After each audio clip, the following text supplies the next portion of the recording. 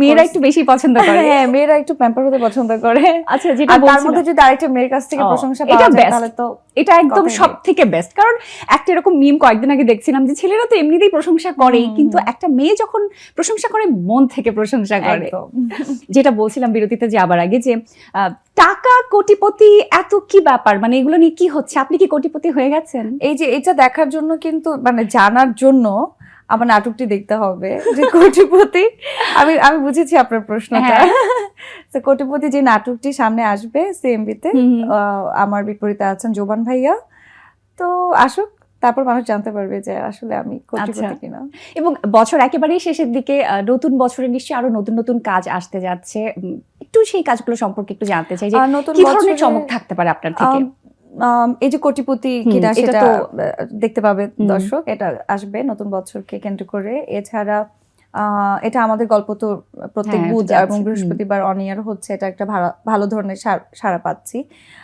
আর এর পাশাপাশি আমি কিছু ব্র্যান্ডের সাথে কাজ করছি যেগুলোর বিজ্ঞাপন করছি। আর কি করা যেতে পারে, আপাতত এগুলোই। আরো অনেক কিছু প্ল্যানিং নিশ্চয়ই আছে। তবে আমার একটা কথা আসলে বলার আছে, এবং আমি জানি এটা শুধু আমার কথা না, অনেকের প্রশ্ন, সবার সেই প্রশ্নের অ্যান্সার আপনার দিতে হয় যে ইন্দুবালার পরে বড় পর্দায় কেন কেয়া পায়েল নেই? প্রতি মুহূর্তেই নিশ্চয়ই প্রস্তাব আসছে, কিন্তু আপনি করছেন না কেন? আচ্ছা, সিনেমা নিয়ে প্রশ্নটা একদম নতুন না। সিনেমা আমার মনে হয় যেহেতু এই প্রশ্নটা এখন অনেক বেশি কমন হয়ে গেছে, তো অ্যানসার গুলো আসলে জানতেই চাই, আসলে বলেছি সেগুলোই হবে। কিন্তু যেহেতু আর্টিস্ট সব জায়গায় কাজ করতে চাই, সো ওই জায়গায়ও কাজ করার ইচ্ছা আছে। তো ঠিকঠাক ওরকম যদি পরিবেশ পেয়ে যাই, ভালো গল্প, ভালো ক্যারেক্টার পেয়ে যাই, কখনো যদি মনে হয় তাহলে ডেফিনেটলি করা হবে।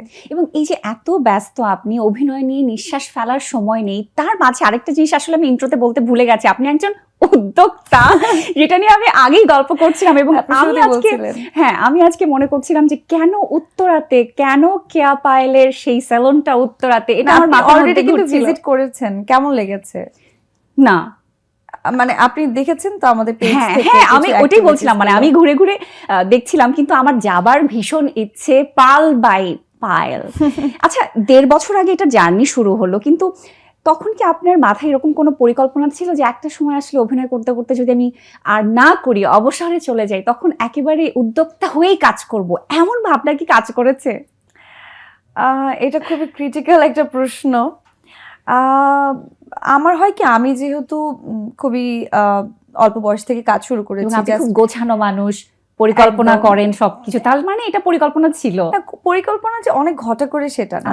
মানে আমি যখন এসএসসি পরীক্ষা দিলাম, তারপর থেকে আমার ইন্ডাস্ট্রিতে আসলে কাজ শুরু করা, যাত্রা শুরু।